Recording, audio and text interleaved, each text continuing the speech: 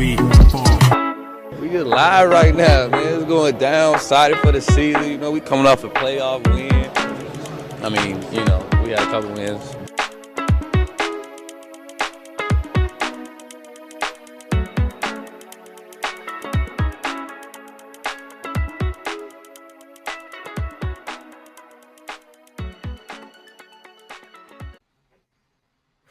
Hello and welcome to episode 218 of Dear Diaries, a Milwaukee Bucks podcast presented to you by us, the staff at Brew Hoop, or I should say me, the staff at Brew Hoop.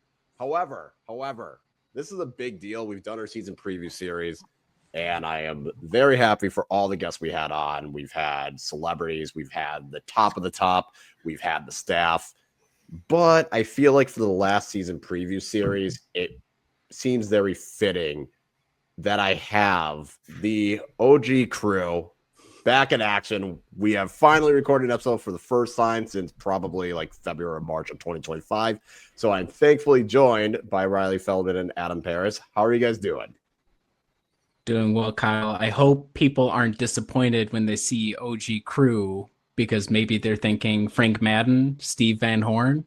They're thinking, oh, we're going all the way back. No, we've just been gone for like 6 months and now we're back. So I've been doing well. Retirement from full-time basket blogging has treated me well, but I'm excited to talk about the season to come and hear you guys' thoughts on everything that's happened since last time we chatted.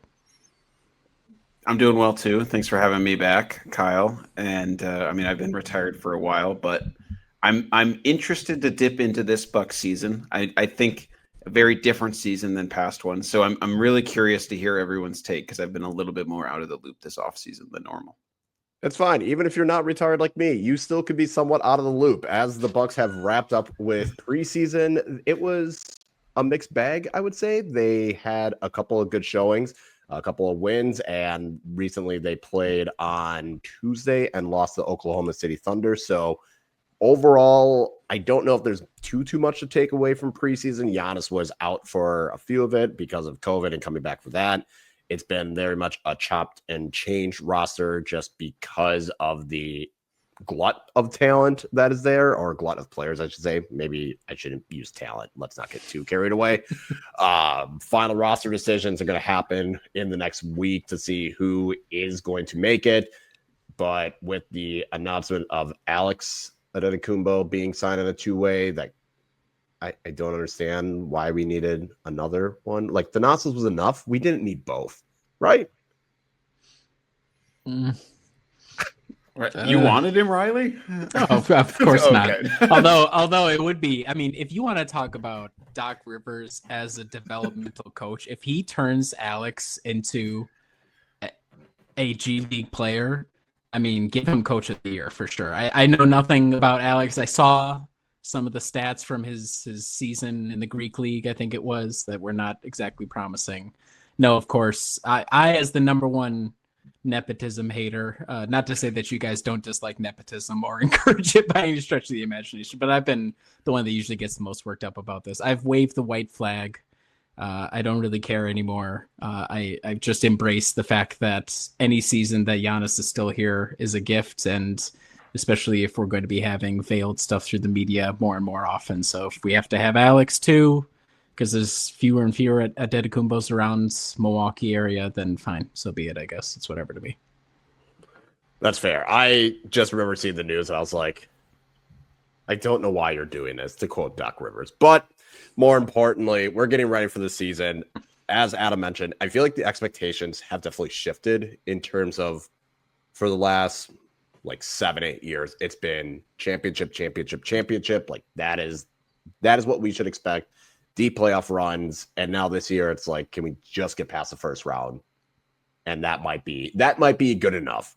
But to start, I guess, figuring out what the opening night starting lineup is, in your guys' opinion, who do you think will start come night one, assuming everyone's healthy?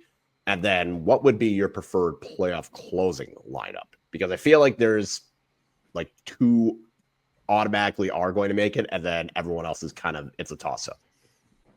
So I think, quick for context, up until this last game against the Thunder, the starting lineup, as far as I'm aware, was Kevin Porter Jr., playing nominally the point guard. AJ Green / Gary Trent Jr. as your guards / little wings, Giannis, and then Miles Turner as the center. Is that sound about right? As that's the group that Doc was rolling with? Yeah. I have to assume that's who they'll start with as well.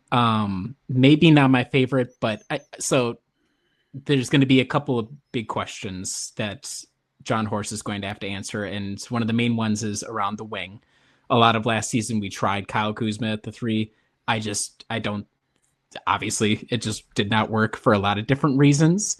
Maybe there's a world in which his offseason goes well and he's still high energy. I think we've seen a lot of that in preseason, which is nice, but I think him coming off the bench, playing alongside Giannis as like a small ball 4 probably makes a lot of sense, but it's just outside of putting Taurean Prince back out there, I don't know who you're going to have as 3. So I think that starting lineup will be the starting lineup. I don't know if I love it, but I don't know what the other options are really going to be outside of Taurean Prince instead of like AJ Green, for example. Excuse me. Closing lineup. I'm just going to name the names. So Miles, Giannis, Kevin Porter Jr., Gary Trent Jr.,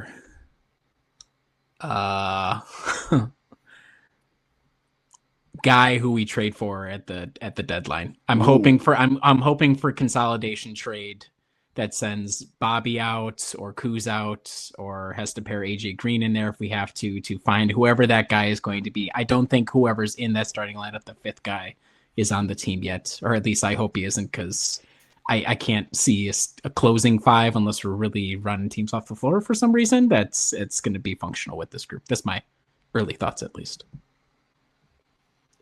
Bold. I gotta say, bold that it's going to be whoever we trade for. I don't even know who it could possibly be. That's gonna be fun. Yeah, don't ask me. I have no idea. I don't have a lot to add to the starting lineup discussion. I think it seems like that's what Doc's going to roll with. That's kind of the rhythm that they had at the end of the last season. Try to play a little bit smaller. It was the lineup that a lot of people were clamoring for. I think they found a little success against Indiana. I think, like Riley said, the issue's obviously going to be on the wing, or if any team that's a little bit bigger, bullying AJ Green and Gary Trent Jr. or even KPJ. Maybe KPJ might even, guard up positions. I could even see him possibly doing that. But playoff closing lineup. So for me, it's Giannis. I think you've got to have Miles in there, because why else would you do that acquisition? I went back and forth between AJ Green and Gary Trent Jr., but I think Gary Trent Jr. makes more sense, and he acquitted himself really well in the playoffs. And then point guard, I'm going to go with Ryan Rollins as my closer. I don't have the most faith in Kevin Porter Jr. I think I have a small bit of a bias because his particular brand of play is not my favorite. I find him to be a very ball hoggery. Mm-hmm. I think we have I don't want to put too much weight on the first couple playoff games, given I know they were his first real games in quite a while, but I thought they were pretty horrendous by him and out of control. So we'll see if he rails it in. And then last player is Chris Middleton. I'm just glad you didn't say Brooke Lopez. That we were going some. I thought I was going to say Pat Connaughton. If only.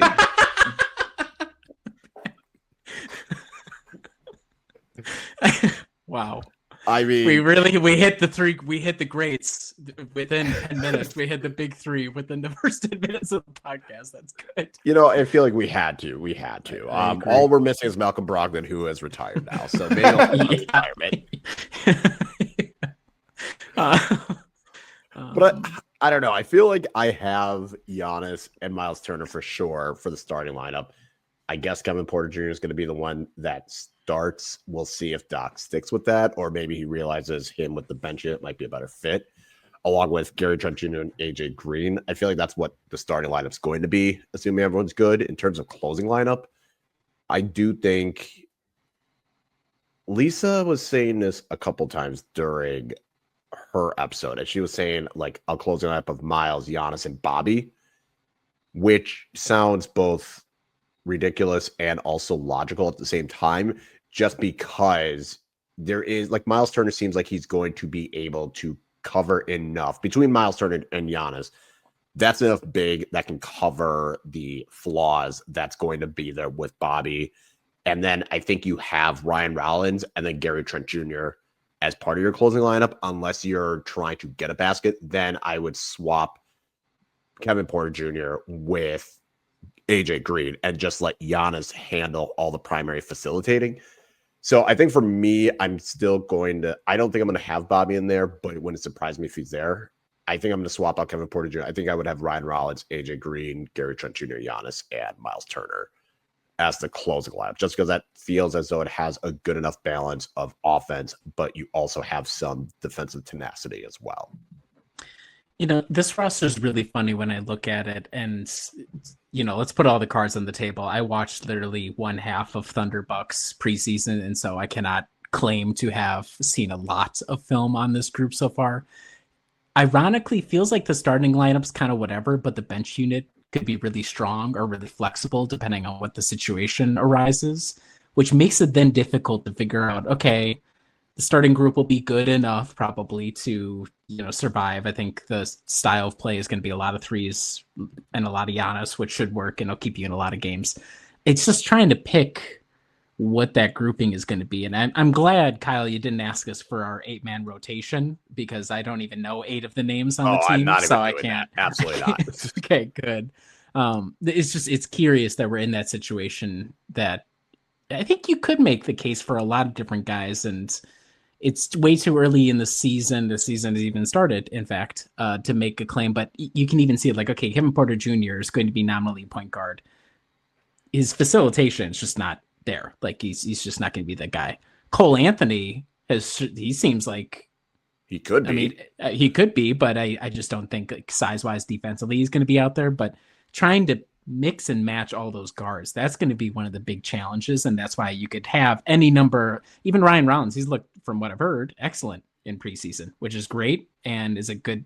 Like, I'm glad the team bet on him, that he's able to come back. I think he's viable. Him and Cole Anthony have been great together. Like, there's a lot of different options. And so, but I will say, all due respect to Lisa, who watches the team a lot more closely than I do, is a lot closer to the team.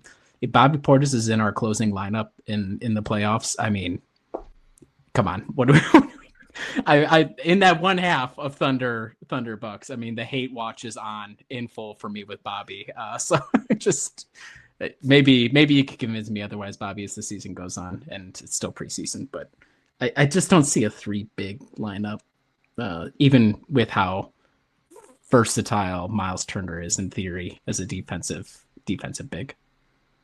Yeah, I feel like it would only work if they're playing like the Cavaliers, who have enough big dudes. Otherwise, like, it's not going to work against like an Indiana. It's not going to work against maybe Atlanta. It could, but I feel like it's not going to work against like New York. Like that's just going to get absolutely torched by Jalen Brunson alone. So I feel like it is matchup dependent, but I'm okay with seeing the 3 big lineups in games that I don't care that much about. Like throwing against Charlotte for all I care. Let's see how that goes. The other problem with the 3 big is that Doc Rivers hates offensive rebounds with a passion. And if you're playing all 3 of those guys, right, like that was one of the points of emphasis during the title run and during when even Bud would experiment, is you're supposed to just bully people on the glass. Like that's why the Rockets are using Şengün and Steven Adams at the same time. So I would tend to agree with both of you. I just don't see as much upside to that. Yeah, but one guy in the big rotation we don't have to worry about is Miles Turner, and I think I want your guys' reaction, like what your thoughts were with getting him in the first place. I don't think we didn't really talk about it because there's just like a whole variety of stuff, but the fact that they made this move in general was shocking. But my first question was, well, what the hell are they going to do to make this work? And then they waved Dame. It's like, oh, so they're just going to completely Molotov cocktail this.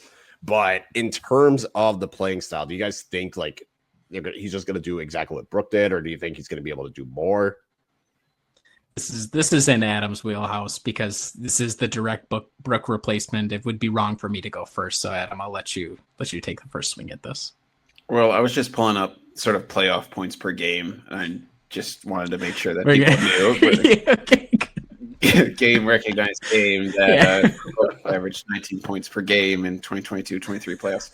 No, I think, look, I think even just from the limited experience and even watching Miles Turner on Indiana last year, I mean, for one, he's 8 years younger than Brooke, so he's going to be able to have like a little more athleticism in his legs.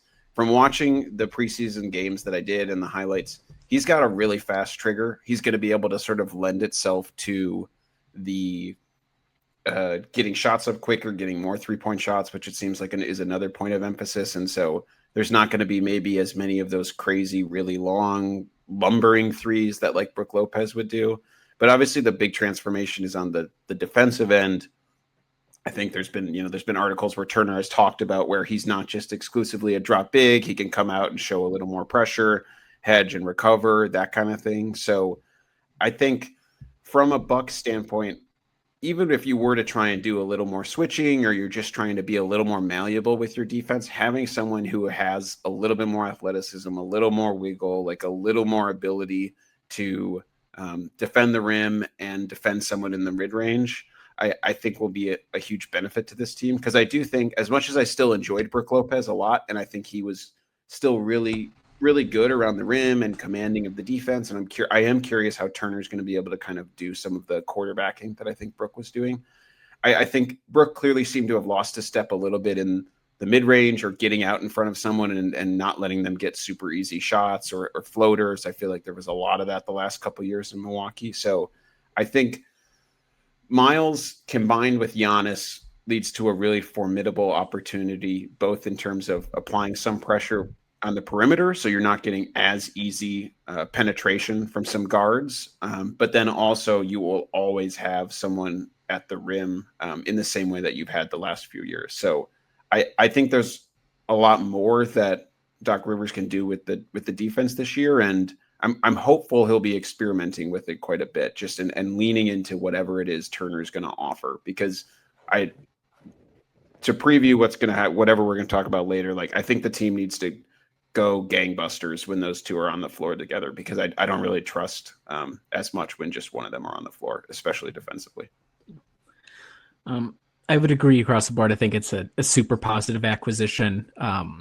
When I saw the news and that Dame was waived and facilitated, to be honest, big sigh of relief for me. I was extremely done with the Dame experience. That was obvious in my podcast appearances to end the season. It's a shame it didn't work out, but I'm glad they pulled the trigger and that's over with. And if you're going to roll the dice, I think there's worse ways to thread the needle than try and get a big that, like Adam said, is much younger than your previous center, but has a lot of stylistic similarities, but who can bring a little bit, maybe something a little different. So it fits with the overall arc that John Horst is trying to push the team on. I'm really I think obviously he'll be very versatile on defense. It's interesting because we had a really bad combo of no point of the attack defense last season, and Brooke was getting older, so nobody was really helping him. So you wonder too, was it how much of it was Brooke losing a step? How much of it was just the personnel around the way that they were playing? Like obviously, like the defensive numbers with Dame and Gary out there were just really, really bad. No matter who the opponent was, it was really bad. So we'll probably see an uptick based off of Miles and also just better defense on the perimeter, probably. I'll be curious about how he fits in offensively, because Brooke would set screens. Like that was his main thing, especially the Dame Brooke pick and roll seemed to work relatively well. Like I don't remember what the numbers ended up being, but it was probably about as effective as any of the combos like Dame and Giannis, for example. And I have to imagine they spammed it more than they ever did with Dame and Giannis. So what does Miles setting screens look like? What does Miles operating a little bit more inside the arc look like? Because Brooke would do it occasionally, but it's pretty lumbering and usually require a pirouette shot at the end, which would go in. So it's not like it was ineffective, but are we going to see something a little bit different where it's happening faster than it did with Brooke? And what does that mean for the offense? And so I'm encouraged. And it's, Van had been saying, I think Miles Turner might be the guy I remember like 2-3 years ago pointing out like Miles Turner might be who the successor is. And so to get the opportunity to see him with Giannis or in the same age range, it's not going to be transformative because there's only so much you can do as a big man, especially at 6'11". But I think we're going to see an uptick on the defensive end, and I think there'll be more flexibility offensively to go with it as well. Yeah, I think the biggest thing is just more, and this is just with the team in general, more athleticism. That's not to say, they're going to be like Pacers numbers of being able to go up and down the floor, but it does seem as though there is more versatility and there is more athleticism between Miles Turner with Giannis, Kevin Porter Jr., Ryan Rollins, like even Gary Trent Jr., AJ Green. I mean, if you really think about it, Bobby's really the only one where it's kind of like that's where the athleticism can get exposed. And like Cole Anthony probably would as well, just more size aspect of it, but in terms of speed, not as much. So I think with it, does the defense get better just because there's a little bit more? It's not heavily relying on Brook just being able to protect the rim and either alter the shot or block the shot. And I think that was maybe like where the over reliance came in last year was like, okay, Brook's back there, so we're fine.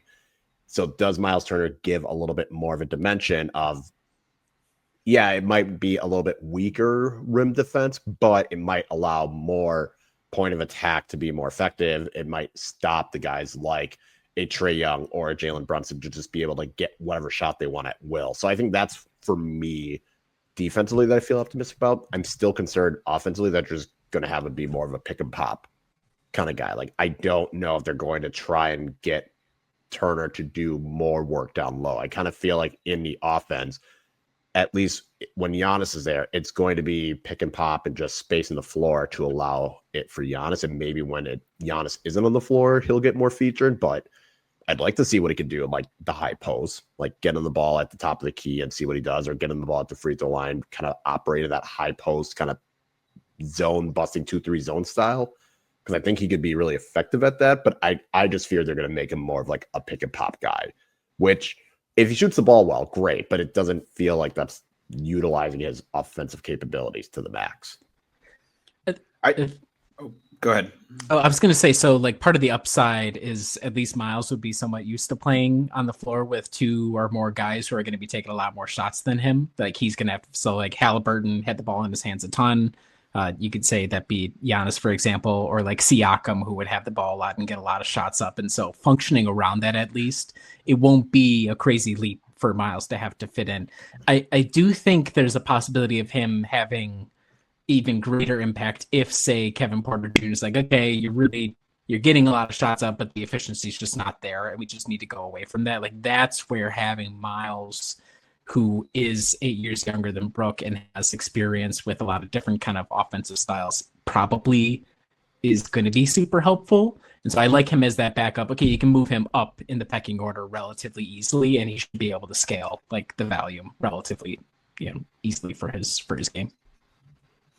And I was just going to say, if they're trying to play a little bit faster, I do think his experience in Indiana will be beneficial. Yep. Again, I think he actually had fewer assists per game than Brook last year, for the record. But he's really good at moving. Like you can see just from the preseason, he's good at moving the ball and keeping it moving around, which is on a team with a few players who I think are going to have the ball in their hands all the time. I think that's a good attribute to have. Also seems like a good dude. Mm-hmm. I feel like that's kind of a good benefit. Like just with the vibes of this team, I feel like he's been kind of refreshing just to see. Yeah, I mean, losing a personality like Brook was always going to be tough, and Miles Turner is doing a good job at least being himself, but not like, yes, losing Brook's personality is going to suck, but at least Miles Turner seems like a good dude that seems to want, and especially he wants to be there, which is also very encouraging. Like, could have been like, I'm just here because they actually paid me, and Indiana doesn't, but it feels he's like embracing Wisconsin, which you can always be encouraged on. So we at least have that, and it'll be funny to see every comment Miles Turner make and see a Pacers fan crash out for no reason. Honestly, that might be like the season subplot I'm actually going to follow more closely than anything else. The boos that are going to rain down at the field house on his first appearance in Indiana, cinema. Everybody's going to want to tune in for that one. I hope it's on NBC. I hope the nation's watching. Right on Peacock. Yeah, because people are going.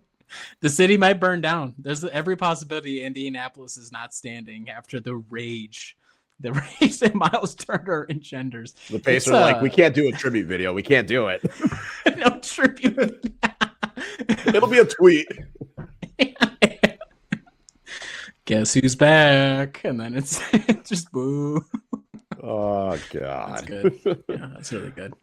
But we'll shift over to the superstar, the guy that will leave in 2 weeks if you believe anything that ESPN puts out. And did I miss a report? Hold on. I was gonna say, Kyle, you got to bring back Vulture Talk this year.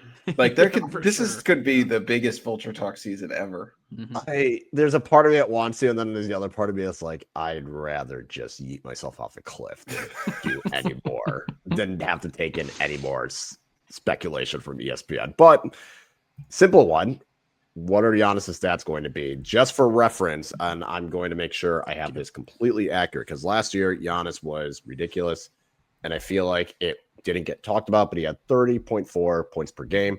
He shot 60% from the field, 11.9 rebounds, 6.5 assists, and 0.9 steals with a block or two in there. So oddly enough, pretty identical to the season before, but an increase in rebounds. So I'm just going to let you guys figure out, is there any stat in particular that's going to increase or decrease for Giannis this next year?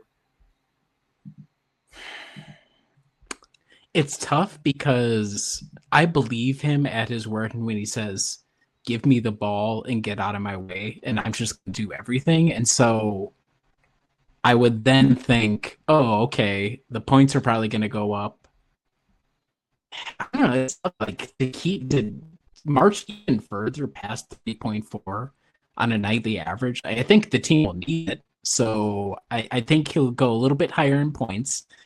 I actually wondered, and this is something we didn't talk about with Miles. So Brook Lopez, what was his purpose as far as rebounding? It was not actually rebounding per se. It was trying to find the biggest guy and get him out of the way. Does that change at all with Miles, or is it going to be Miles' time as well? Or is Miles actually going to be trying to rebound? I think that's interesting. So I'm going to predict an increase in points, a slight decrease in rebounds, because I think Miles will be a little bit more aggressive going for some of the rebounds that Giannis would have gotten previously off of Brook box outs. And let's say a slight increase in assists per game. I think he'll probably go about it a little bit differently, but it's pretty gaudy stats already. So it's not all that exciting, but up in points, up in assists, down in rebounds, not by massive amounts in any direction for all three. I'm pretty similar. I think he's got to be higher in assists this year. If the season plays out the way I'm assuming it will, I think that's going to be by far the largest uptick. Like I could see him. I know he's sort of kept staying around this like 6.5, 5.5, but I don't know. I just think there's such a huge dearth of creators on this team that I could see him just trying to go nuclear and getting to like 8.5. So that would be the one that I'm predicting the highest increase for. I'm going with assists and free throws because I feel like it can't get worse. Like his free throws can't get worse next year, right? Oh, you're saying free throw percentage? Yeah, his free throw percentage is going to go up. God, I hope so. It was at 60. It was just under 62%. Like that was an all-time low for him. So it can't get worse. So I'm going to say that goes up and assists will go up. Based off of the little bit I've seen, and by little bit I mean 24 minutes of preseason basketball, guys that can be getting 3-pointers up, and Giannis has been very, very deliberate about finding them. Like it's not the charge in and then you got the 4 blue boxes of old. It seems like it's very in control, get to my spots, kick out, movement, all those sorts of things. So if you're looking for the assist to go up, just sheer volume of shots he's going to be trying to feed other guys, that alone should get the 6.5 up a little bit higher. And so my follow-up question was going to be, okay, let's say his stat line is pretty similar, but a slight increase in like his assists, slight increase in points, maybe. Where does and maybe this is the question, so Kyle, if it is, stop me where I'm at. What seed do the Bucks have to have with this sort of stat line for Giannis to be a legitimate MVP contender in this next season? Top 3. 1 seed. They have to be number one. Like they have to. I think Kyle's more right. Top 3 at least. Yeah. To even get like, in the conversation. Yeah, because there would at least be the narrative of, oh, look at the carry job Giannis had to do. Like if Milwaukee were to get like 55 wins and Giannis is putting up these stats, I think he would get it because they would look and be like, okay, Oklahoma City might be great, but I think people are also realizing Oklahoma City as a squad is just so good. So I don't think Shea's going to get another one no matter what stats he puts. And then there's kind of comes down to Jokic and Giannis. And I think it's going to be, well, look at this team that Milwaukee has compared to the team that Denver has. One of these guys has Kyle Kuzma on his team. The other doesn't. End of discussion. Debate over. Oh, God. But, I mean, I don't think it's going to be him. But in terms of this roster, there are a lot of new guys. There's a lot of adjusting and new pieces. But which Buck will make the leap? I would say the last few years, it's been Ryan Rollins was probably the one last year that made the biggest leap. The year before that was probably AJ Green. Do we think do we think they'll be ones that they take another leap, or is there someone else that gets up there? Because I feel like it's down to like 2 or 3 guys at this point. I think if I was to, so like realistically, I think Ryan Rollins would be the one I would pick for this, based off of just familiarity, minutes he'll get. He's looked good defensively. I think he's maybe the most in control, and I see a path in which he gradually increases his minute load as the other guards who are a little bit more specialist or maybe a little bit more of an awkward fit around Giannis kind of fall back a little bit to the pack. So I'd say maybe Ryan Rollins. The only other guy that I'm looking at, like, oh, maybe I could see more is probably Gary Trent Jr. But to be perfectly honest, I'm not sure how much further you can go with him before you're like, all right, we're really maxing out what exactly this guy can and should be doing. And so it just fit wise, I think it's probably going to be Ryan Rollins and maybe Gary Trent Jr., just a bigger role, politicking, all that sort of stuff. I'd be surprised if he's able to sustain it and be like a positive contributor under that. But those would be my two names, I guess. I would be surprised if we hit the end of the year. Well, do we think Kevin Porter Jr. did he do any sort of leap last year? Did we feel like? I would say no, just because I wouldn't say he had a leap. I think we didn't know what to expect because A, we weren't really paying that much attention to his career prior to know, and B, it was always this hovering of like, well, we don't know how long is he even going to stay at this point. So I actually have him as my pick as the one to take the leap. Okay, yeah, talk on it then. I have some other people because I think with Kevin Porter Jr., he's going to get more of a chance to really lead the offense. Like he's going to be a starter to we start the season. He's going to get a lot of chances, and I think with him and Milwaukee, it's kind of he needs to be able to take a leap if Milwaukee want to have any success, because there's going to have to be some other guy that's willing to take the shots and willing to try and find a way to score if Giannis either gets walled off, foul trouble, whatever. And I feel like Kevin Porter Jr., his ball hoggingness will potentially be a benefit for them. So I think just for his career sake and for the Bucks, I'm going to pick him, not necessarily being like all-star level, but I think being more like solid starter, like going from this microwave bench kind of guy to solid starter for the Bucks. I think that would be enough of a leap that could help him and the Bucks in the long term. That's who I think will be probably the person who consensus-wise makes the biggest leap. My two other people were, I mean, I think there's still room for AJ Green. I was actually surprised by this because he averaged 7.4 points per game last year. I kind of thought he averaged more than that. And I really feel like there's room for him to get up into that like 11, 12, area. Like Gary Trent Jr. averaged 11 last year. So I think there's more room to grow for him, just getting off shot attempts, being a part of the offense. I think they're going to need him to get into double digits if they want to have any sort of like consistent offense this year as a starter. So, and I mean, we'll see if he has any other aspects of his offensive game that kind of come to fruition. I think I haven't seen a ton of those yet, but he's a smart basketball player, so I'm curious there. The only other one I could think of is possibly Kyle Kuzma, because he is so low, right? Like it really. I mean, won't going take from much. absolute dog shit to just shit would be a leap. Yes, maybe the biggest leap, honestly, given who we've been talking about here. Like I don't know. I could, as the resident Kyle Kuzma, I'm kind of intrigued by him, and then I had to fucking sit on that for a month while he sucked. I guess that's my view on him. But so he's the only other one that I could see possibly being a leap, because genuinely, if he is anything useful, that's pretty important to this team in terms of his positional value and defensively, like that, all of those kind of things. If he offers any sort of actual positive value this year, that's a big deal. Yeah, I mean, that's true. I mean, for his sake, he better, because I don't know what that career is going to look like after if it doesn't work. My quick thoughts on the names that you guys said. So the thing with Kevin Porter Jr., AJ Green, it seems like early in the season, AJ is going to be assigned with the toughest cover on the other team of a guard and or wing. And I think that sucks for him, but also he does the least on offense. So I understand why that's the case. I'll be curious if he's just like really having to work his ass off on defense. And so he'll just get threes up, but maybe that's a little too one-dimensional. So that would be my concern there.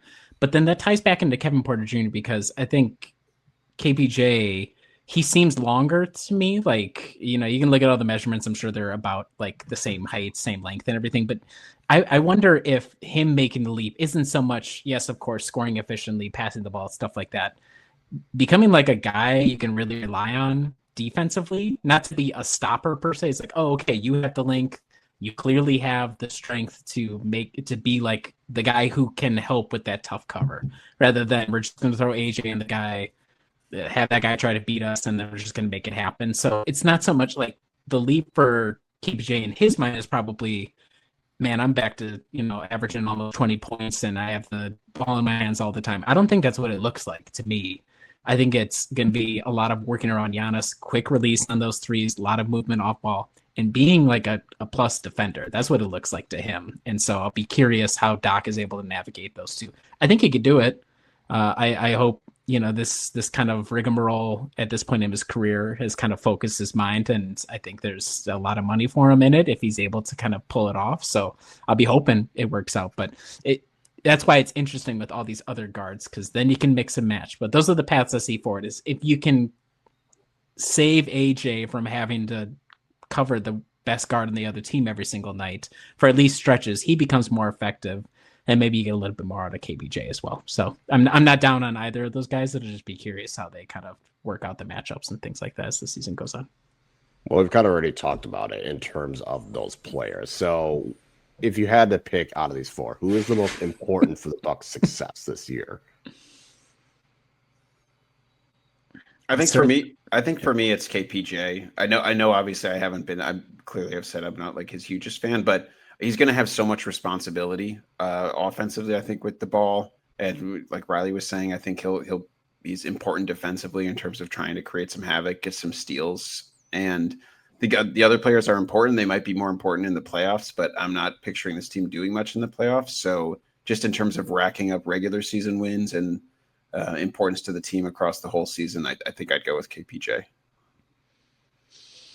Man, I would agree. Like, I would look at the inverse. If one of these guys has a down season, how big is that of an impact on the way the team performs? And I think everything is set up to have him be the core cog of these four. I think Gary Trent seems very consistent. I think he'll probably fit pretty much into his role of last season, so I'm not worried about him having a down season. But even if he did, it's like, okay, well, we'll just kind of move some guys around. So I think it's also KBJ. Ironically, I almost wonder if Kuz should be second, if only because if he can rehabilitate his trade value at all and get the fuck out of here, I mean, that would be a godsend. So that's kind of ironic. Seriously, I mean, because and all jokes aside, it's because he represents in a certain sense the problem with the wing position, in that we tried him as a 3 last year. Taurean Prince he's fine, whatever, off the bench, but he's not going to be the starter. Kuz does not look like he's going to be the starter. And so if we can build Kuz up, not to be, we're going to get picks back or anything, but just where we're not completely tanking the trade that consolidates him plus whoever else, maybe draft capital, I don't know, into somebody who can fit into that rotation. Again, my player to be determined down the road. So I almost unironically believe Kuz might be higher on this list based off of that, just because of his contract. We got to get that guy out of here like as soon as possible. We got to get him out of here.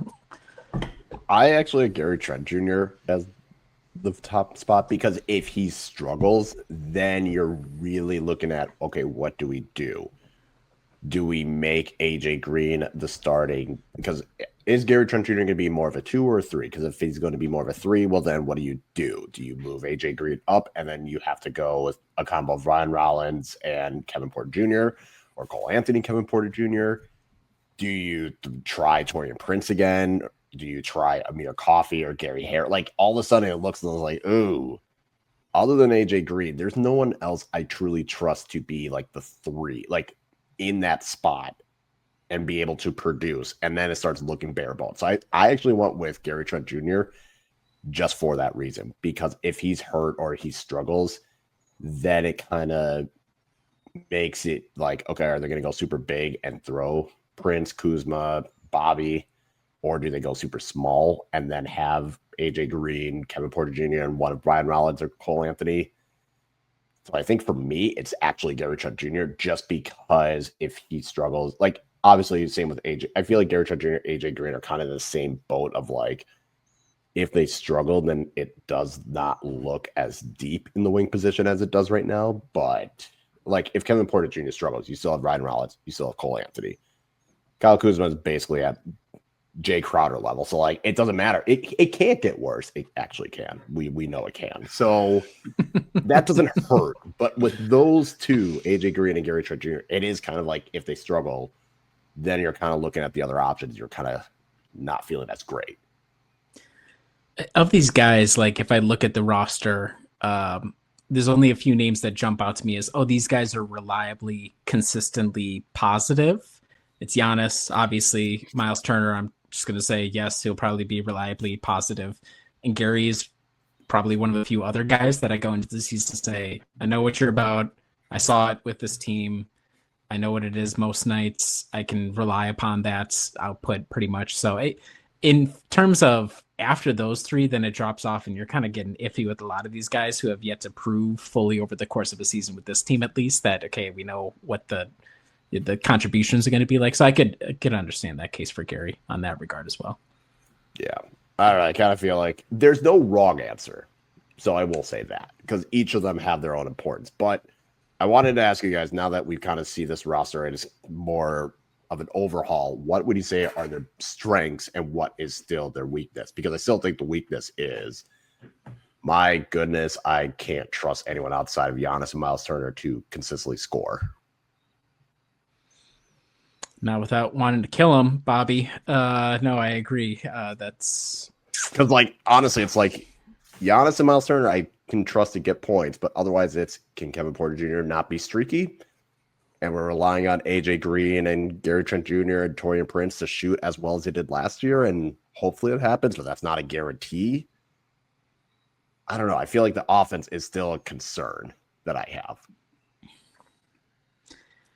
I think you're right to be concerned about that.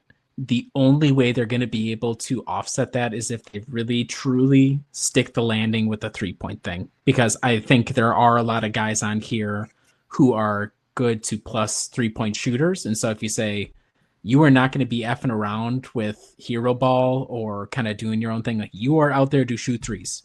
And if you get it and you're even halfway open, you're taking that 3. And so you're going to live and die by that variance.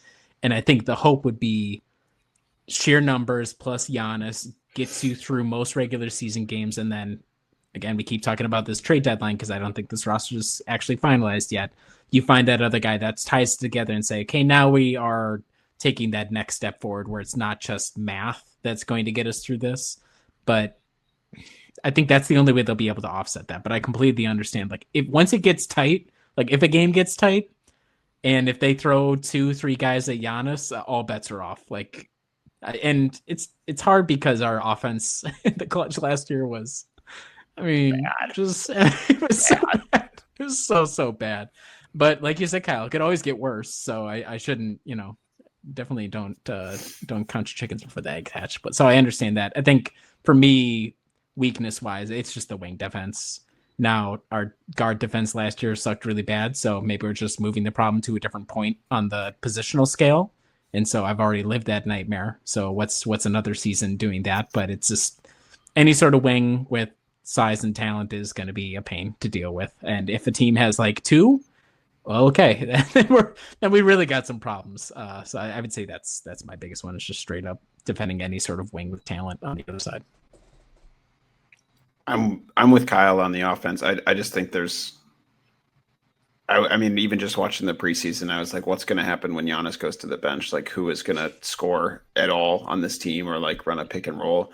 Maybe Cole Anthony will step up. Maybe KPJ will get some of his minutes reallocated to sort of be running some of those secondary lineups. But I have very strong concerns about this team being able to score against any defense that seems competent if their 3-pointers aren't falling that night and they're not able to get any sort of transition points. So I don't think they do enough things on the margin to get extra points. And if they want to succeed this year, they're going to need to find more ways to be able to do that, to augment whatever it is that Giannis and Turner and maybe KPJ are doing in the half court while they're on there. Yeah. Although I do think there is more balance in a squad.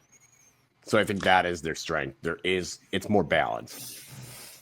And that could also be where you could point to a weakness, but I feel like with last year, it was so very much like it's Dame, it's Giannis, and then if you get some contributions from Chris when he was there, great. If you get contributions from Brooke, great. You're basically gambling with Bobby, but I feel like now there is kind of this more balanced aspect of it of, okay, cool. Kevin Porter Jr. struggles. You have Ryan Rollins and Cole Anthony. If you want to throw out your bigs, you still, Chris Jericho as your 4th big option is not terrible. Like, it's not. Did you just say Chris Jericho, the WWE wrestler? Yep, I definitely did. Wow. Yeah.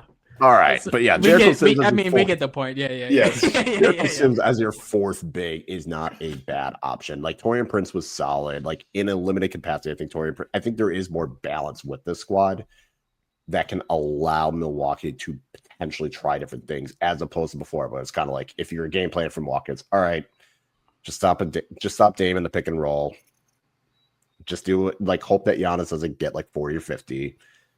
And then after that, it's like, okay, we're good. Now it's kind of like there are other players that could hurt them and it might not be consistent, but I don't think you can go in with the idea of just shut down Dame and everything else falls apart. Do you two anticipate this team being like more aesthetically pleasing to watch this year? Offensively? Yeah. Ironically, yes, because it feels as though it's very much like, okay, Giannis is the focal point and everyone else just has to do what they can around him. Yeah, I would say so. Mostly because, like I was saying earlier, and it's not just a Bobby thing. It's a lot of the guys from the previous seasons. It was just hate watching at a certain point. I was like, this sucks.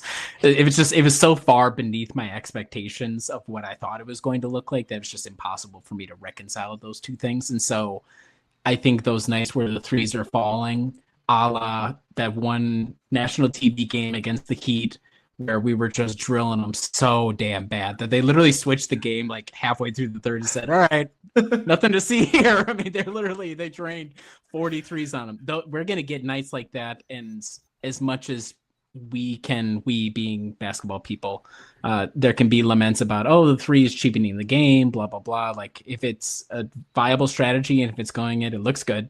And I think Giannis is at obviously the peak of his powers. And so he'll power it along.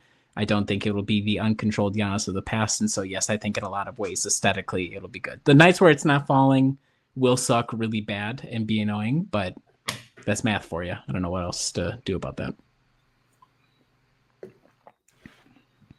Oh, can I, real quick, strength. the key strength for the team is that Giannis is still on the team. And I don't say that tongue in cheek. I mean that literally. I mean, quite. If and that will also be the greatest weakness. If the nights that Giannis has to DNP rest or whatever is going to be some of the worst basketball we may ever see. Gilmore Girls night. My wife was actually, we were just the episode that Rory goes to the formal with Dean. We were just watching that episode before we did. So Tristan, you better watch out. Don't step to Dean, brother. You're gonna find out. But yeah, there'll be Gilmore Girl night for sure. Whenever if Giannis rests on a back-to-back or something, yes, don't watch. It would be my advice to people. That kind of makes sense because we're going to have those nights where Giannis will probably not play, or they're playing Charlotte or Washington on a Tuesday. What do you hope to see from this team? And especially, I'm very curious to hear from your perspective, Riley, now that you don't have to go in with like the basket blogging focus of it. I mean, and also with you, Adam, but you've been retired for over a season now. But in terms of what you want to see from this team in the regular season. That's a good question. Adam, do you have something off the top of your head to buy me time? Yeah, I want to. Okay, so is it possible for us to bring back Chris Middleton? Like, if he is bought out, is that realistic? Yes, I think. Well, if he came back on a minimum, I think it would. Well, so I haven't looked at the apron. I don't know nothing about the second apron. I'm just going to say yes to allow you to facilitate this thought experiment. Let's just say yes. Okay. So my theory is I'm not super high on this team. I'm afraid it's going to be Giannis's last year, not to do doomerism stuff, but I wouldn't be surprised with that. So I'm just basically watching it exclusively from the standpoint of I want to enjoy Giannis as much as possible. I enjoy Chris Middleton quite a bit. I realize it makes zero sense for him to come back, but I would enjoy that selfishly, seeing him and Giannis do like one little last ride together. So that's kind of what I'm looking for. I get that doesn't make a lot of sense in the grand scheme of this team building thing, but to be honest, I don't see any place other than a dead end for where this roster is right now, even with assets they have. So I'm basically exclusively watching to enjoy the pleasures of watching Giannis Antetokounmpo play basketball. And I think it will be really fun with this group of people like Kyle was talking about. Like, I think it's a really interesting, balanced roster. I think it's people with lots of different skill sets. I think it'll be really fun to see him grow with these people and find them on the courts, find where they like the ball, do some of his crazy passing, all of those kind of things. I think that's going to be awesome. But I'm kind of viewing this as a possible one last ride, and I'm going to enjoy it for as much as I can. Go ahead, Kyle. Go ahead. Oh, I was going to say, for me, I just want better efforts, and I want better transition defense. And I think that was the thing I've realized the last two seasons was just the times where it was clear they just did not care and could not be bothered just to get back on defense. And then all of a sudden be like, oh, wow, they look so much better. Yeah, because they get back on defense and they're not, it's not like the team gets a layup within 10 seconds. That's all I'm asking. I understand this season I have lower expectations for this team. So I think for me, I'm going to slightly enjoy it more, knowing that not every game has to be microanalyzed on how this is going to impact a title picture, like what it means for the playoff seed. It's going to be, this team's probably going to finish somewhere in the 4 to 7 range. And that's just what I'm expecting. They're going to lose to the Knicks. They're going to lose to the Pacers. The Cavaliers. They'll probably lose to the Celtics. Like, I'm not expecting them to be near the top of the standings, but I expect just better effort. Because that right there would probably save them games against like the Trailblazers or the Nets last year, where it's like, you should be beating this team. There's no reason why you can't. I would say for me, it kind of ties into the Giannis thing. I would just like to see joy. I'd like to see somebody smiling. I would like to see more than one guy smiling. I would like to see the team be excited for one another. It feels like it's been, probably 2 years maybe. But and that's not just a Dame thing. That's like a coaching staff conundrums. That's the nature of the roster, which is very veteran. Guys who had won a title, but is the fire still there? All that sort of stuff. I don't want it to be depressing. And if that's, something slightly above a 500 season, then so be it. But I just wanted to be nice. It's like, okay, Giannis as now, he's the elder statesman. He's the guy with the most experience in the NBA, if anybody on the roster. He's not the oldest. I think Gary Harris and Taurean Prince have him beat by that. But like in the past, there's always been Chris or Drew or Dame or Brooke that Giannis could kind of defer to. And now he's the guy all the way through. And so I hope that, yes, he brings his usual professionalism, his seriousness. He drives the team that way. But I would love to see him smiling for more than just Thanasis garbage time chaos buckets or whatever. Like, let there be some games where it's like, okay, he literally is not like, man, this really sucks. So that's all I'm hoping for. Anything beyond that would be a pleasant surprise for this team. Yeah, and I'm going to combine these next two because I don't think none of us think they're going to win the title. But what I'm going to rephrase it in terms of what does Milwaukee need to do to have a successful / better postseason run, and where do we expect them to finish come end of the season, and what playoff prediction if you have one?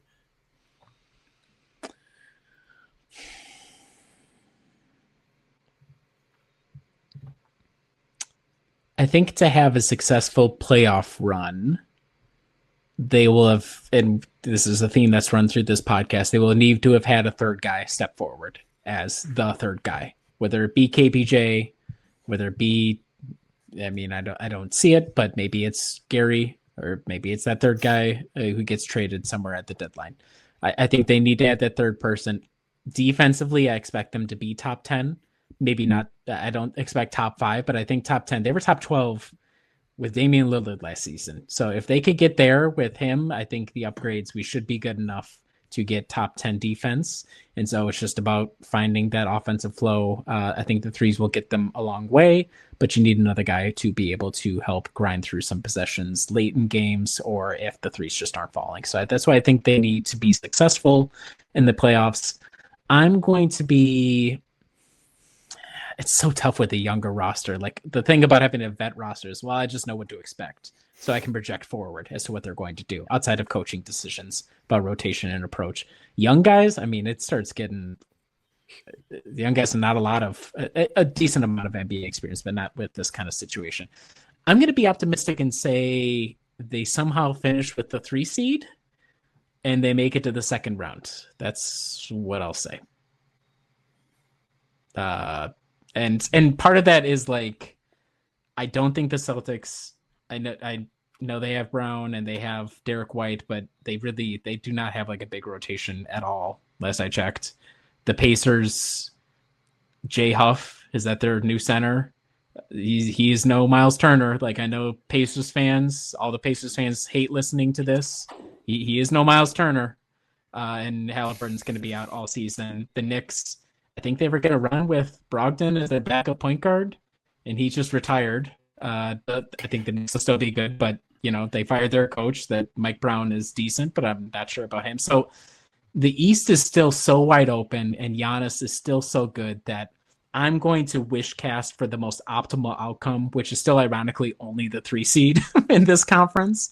But I hope for that, and please, for God's sake, let me see Giannis win one more freaking series with this team. If this is the last ride, give me at least one more where it's like, okay, not only do we celebrate that, have a crowd down at the Deer District. Like, send this guy if this is it, and I'm hoping this isn't it, but if this is it, send him out with a big crowd. Everybody's downtown.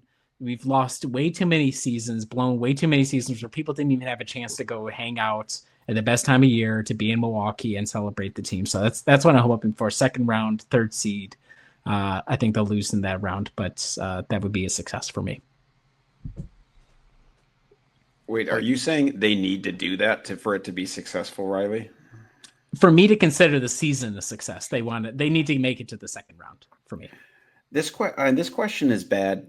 It's hard for me because I'm having trouble. Like, Jesus no, Christ. This is a great question. No, Kyle, Yeah. This is a great question. It was really well done with the way you weave them together. No, it's a great question because it's hard for me because I clearly haven't done enough thinking about what a successful season feels like to me, because obviously, as people could probably tell from my previous answer, I'm not sure where the next step in the road is for this. Maybe I might be thinking just too much long term in terms of what we want to do. So I don't have as high of expectations for this team. I think they'll probably be around 500 and maybe be the 7 seed. The only thing that's complicating that for me is me just pulling up the Eastern Conference right now and being like, God, most of these teams stink. So there's just like a lot of possible opportunities to rack up wins against them. I have some anxieties about this team, and if Giannis is hurt for any amount of time, which he does get hurt, or at least misses time, and with even more load on him this year, I am a little bit more worried about that.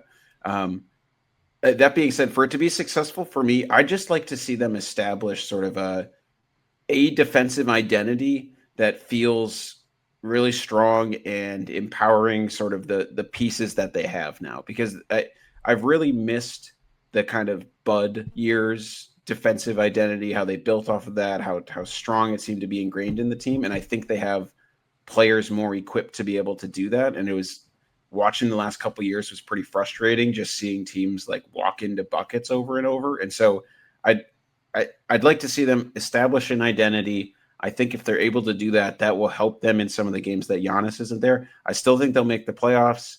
I'd be surprised if they make it to the second round. So I'm predicting a first round exit, but I'm predicting it to be a valiant one because Giannis is awesome. So I'm maybe a little more pessimistic than most, but I don't know what people have been predicting. I think a 5th seed. I'm going to say it's a 5th seed, but I feel as though they can win a playoff series, because right now the only team that I can confidently say will probably finish ahead of Milwaukee are the Knicks and the Cavaliers. And that's really it. Like, Boston could finish ahead of them. Boston might not. Like, Boston, Detroit, Atlanta. Those are like the 3 other teams where it's like, maybe they'll finish ahead of Milwaukee. But even then, if Milwaukee was to get a 7-game series against the Pistons, I'd feel confident in Milwaukee. Like, if Milwaukee had a 7-game series against Atlanta, I'd still pick the Bucks.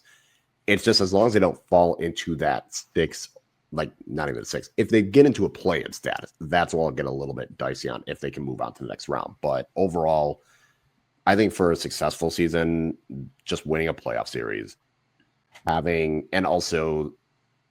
some kind of future on this team, like whether it is guys like AJ Green and Kevin Porter Jr.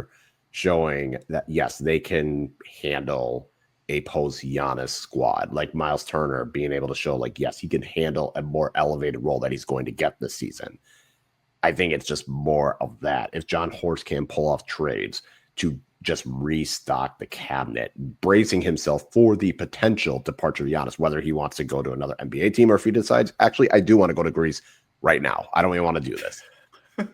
I just think there is that, just having some sort of clear, like, okay, things are at least going to somewhat get better. It might not be great in terms of the draft aspect, but there is at least players on the team that you can go, all right, with this group of guys, they should still be competing in a play-in spot if they were not to have Giannis the next season. So I think that would be the successful season for me, but I think they can win the first round and get like a 5th seed. And I think that would be fine. I don't think that would be a bad season for them.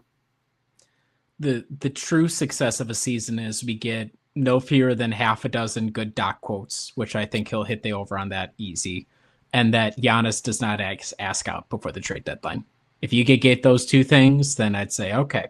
I don't want that to be the way it goes. So I hope we are decent enough to not have Giannis be like, all right, I'm good. Actually, that would be ideal, in my opinion. Awesome. All right. Enough Bucks talk. Before we close it out, we're going to have Riley go through a fountain pencil review. Okay, it's not a fountain pencil. But you know what I mean. That was a good one. Okay, I like that. So it's been so long, and in my absence, I did not invest in any new pens or ink. Instead, I did the natural thing in this space, which is go out and buy a nice pencil. And why did I do this? The reason being, I went to Boswell Books on the east side in Milwaukee, an excellent independent bookstore I'm sure it's well known to Milwaukeeans. They have a great book club there, et cetera, et cetera. They were selling Blackwing 602s, which you can just barely make out there. Blackwing is a well-known brand that was defunct up until, I want to say, 15 or 20 years ago. They've been around since the early 20th century. I want to say it was John Steinbeck who was really into them. So, you know, they're renowned. And their catchphrase is half the pressure, twice the speed. You will notice that I have no idea what these terms are. Well, I know it's an eraser, but like this thing, whatever it's called. Square on the end, you're able to take the eraser out and replace it if you would like. It's longer as a pencil than you would expect. The lead itself is, I think it's like medium hardness. So I guess, yes, technically it is half the pressure, twice the speed. I'll be honest, it's a pencil. It seems nicer than some of the number 2 pencils that I would have worked with as a kid in like elementary school or whatever. But when I'm writing with it, I'm not like, wow, this is truly like an elegant, elevated experience. I will say the tactile experience of lead on paper and the way it looks is really nice. And so I'm happy with that. But what I would say is do not look at the cost. Please don't look at the price because you'll look down upon me. They are very expensive for a dozen pencils. It's actually sickening that they're able to drive that kind of price. But I said, you know what? I don't want to buy a book right now, but I will buy some pencils from this place to help support the business. And so they are nice. I cannot imagine myself becoming a full-time pencil user, but I figured why not mix it up a little bit. So I will rate it positively, but your mileage may vary. And if you're anybody who's sane, you would not buy something like this. You would just buy some regular old Ticonderogas from Target or whatever. So that's my fountain pencil review. That was a good one, Kyle. I like that. I try my best. If there's anything I'm going to try and do this season, it's make people roll their eyes as much as possible with that joke. So, okay, good. That is going to be it for our episode. Riley, Adam, thank you again for joining me. I very much appreciate it. I felt like we needed to have at least one last episode with the 3 of us. I'm sure there'll be another one in the future, but had to make sure to follow us at brewhoop.com. The season is going to be right around the corner, so we will have game previews and reviews. There's gonna be some slight tweaking with SB Nation / Fox changing their layout, which is a choice. But we'll still make sure to get the game reviews, content out there. We're gonna have obviously the original content stuff going into the season. You can also make sure to like, subscribe, and rate us on whatever podcast app you prefer playing it on. And make sure to subscribe to us on YouTube. And I hope you have a good day.